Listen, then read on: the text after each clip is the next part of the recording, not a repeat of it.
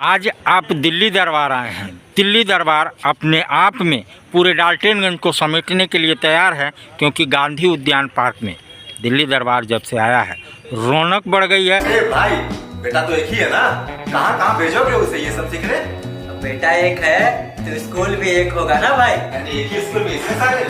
जी हाँ। झारखंड कांग्रेस के प्रदेश अध्यक्ष राजेश ठाकुर पहुंचे पलामू, जिनके कार्यकर्ताओं ने गर्मजोशी से स्वागत किया।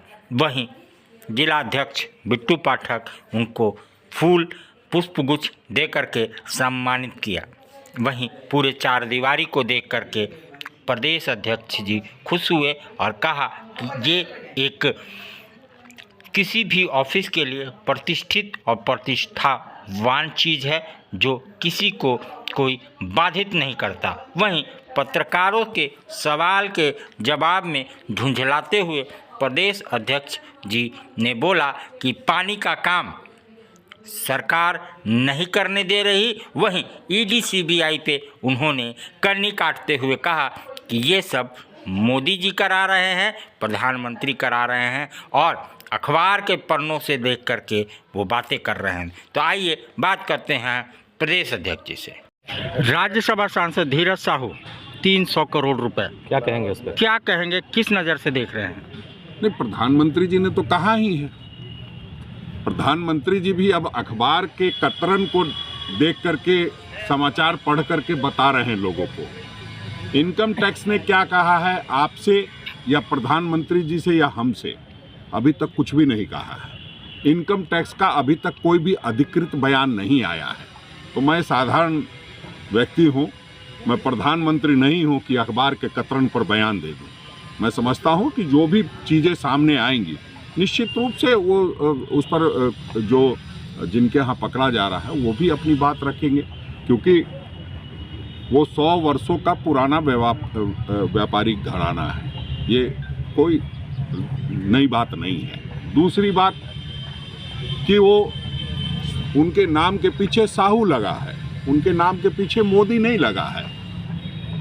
नीरव मोदी, ललित मोदी कहाँ है? इसके बारे में तो कभी कोई ट्वीट नहीं आया होगा। भारतीय जनता पार्टी के नेता कभी सड़क पर नहीं आए होंगे।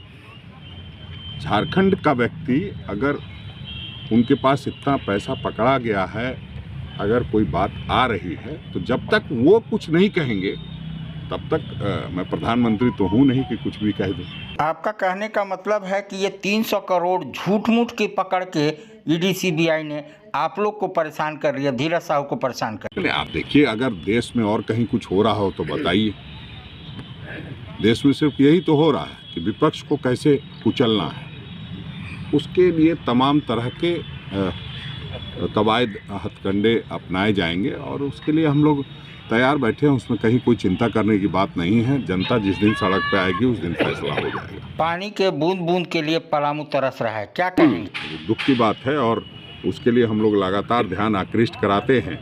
दुर्भाग्य इस बात का है कि जितना केंद्र सरकार बाकी चीज़ों पर ध्यान देती है और बड़ी बड़ी बातें कहती है, और यहाँ से आप जानते हैं पूरा यहाँ के लोगों ने उनको समर्थन दिया हुआ है, बावजूद अगर इस तरह की बात है तो निश्चित रूप से दुखद है। उस पर हम लोग पूरा प्रयास करेंगे। मामला तो राज्य सरकार के पास है। नहीं, टू का मामला तो नहीं, अरे सब तो केंद्र सरकार दे रही है।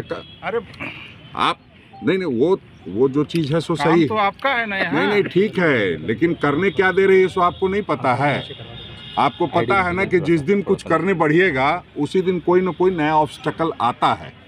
राज्य सरकार को काम करने के नहीं दिया जा रहा है। राज्य सरकार का जिस तरह से रॉयल्टी का पैसा बाकी है, लोग बड़ी बड़ी बातें करते हैं। आए दिन कुछ न कुछ इस तरह से करके, चाहे मुख्यमंत्री के साथ हो, अधिकारियों के साथ हो, आज हर व्यक्ति झारखंड में डरा हुआ है। कोई काम करने से डरता है, अधिकारी भी नहीं करने के लिए आगे तैयार हो रहे हैं। ये स्थिति बनाई हुई है, तो उससे हम लोगों को मुकाबला करना है और सब आप लोगों का सहयोग चाहिए, विशेष करके मीडिया के साथियों का। लोकसभा क्या तैयारी? पलामू लोकसभा इस बार कांग्रेस लड़ेगी? देखिए, हम लोग लोकसभा की तैयारी 14 लोकसभा पे कर रहे हैं और लगातार हम लोग संगठन के सशक्तिकरण में लगे हुए हैं। फिर हम लोग इंडिया गठबंधन की बैठक में चर्चा करेंगे। सभी लोग मिल करके कार्यकर्ताओं की मनोभावना को अपने आला कमान तक बताने का काम करेंगे। इंडिया की बैठक में जो गठबंधन में तय होगा उस अनुरूप हम लोग 14 सीट पर चुनाव लड़ेंगे। जिस गठबंधन की आप बात कर रहे हैं उस गठबंधन में न शिबू सोरेन, हेमंत सोरेन जी जा रहे हैं और न ममता बनर्जी आ रही है अगली मीटिंग में। नहीं, अगली मीटिंग में जा रहे हैं। अभी भी महुआ मांझी गई थी। हर पार्टी के लोग 6 तारीख को जो बैठक थी उसमें सभी लोग गए थे। ये भ्रम फैलाया जाता है कि कोई नहीं आ रहा है। ये जरूरी नहीं कि मुख्यमंत्री जी का सरकार आपके द्वार कार्यक्रम चल रहा है और वो वहाँ से उठ करके 2 मिनट में चले जाएं। उन्होंने अपने प्रतिनिधि को भेजा था और फिर अभी जो होगा बैठक उसमें खुद शामिल होंगे। बंधु तिर्की की लगातार तीखी टिप्पणियां आ रही हैं छत्तीसगढ़ चुनाव के बाद, तो क्या इस पर कहना चाहेंगे? पार्टी के कार्यकारी अध्यक्ष हैं, हमें टीका टिप्पणी छोड़ करके बिल्कुल संजीदगी से हार के कारणों को ढूंढ करके और कैसे, और उसके लिए आला कमान अधिकृत है कि छत्तीसगढ़ में हार हुई और बाकी जगहों पे जहाँ भी हार हुई है और जहाँ जीत हुई है, हमें जीत का भी जश्न मनाना चाहिए। कई लोग सिर्फ हार की बात कर रहे हैं। तेलंगाना में जो हमारी जीत हुई है वो संगठन की जीत हुई है। संगठन की जीत संगठन के लोगों के माध्यम से होती है। वहाँ हमारी सरकार थी। जहाँ संगठन जीता है उसकी भी चर्चा होनी चाहिए। मैं समझता हूँ कि जब इस तरह की बातें होती है तो कई बार लोग काफ़ी आहत होते हैं, विचलित होते हैं। वैसे में इस तरह की बातें कई बार कही दी जाती है और मीडिया के साथियों का भी लगातार ये रहता है कि कुछ न कुछ हम बोले, उस निमित्त उन्होंने कुछ कहा होगा।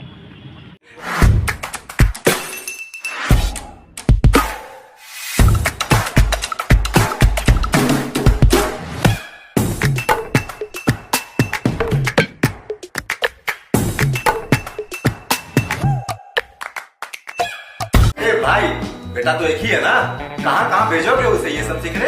अब बेटा एक है तो स्कूल भी एक होगा ना भाई। यानी एक ही स्कूल में इतने सारे? जी हाँ, ग्रीन वैली इंटरनेशनल स्कूल, यानी कि अपने बच्चों के लिए एकदम सही स्कूल। जी हाँ, ग्रीन वैली इंटरनेशनल स्कूल जो गढ़ता है आपके बच्चों का भविष्य।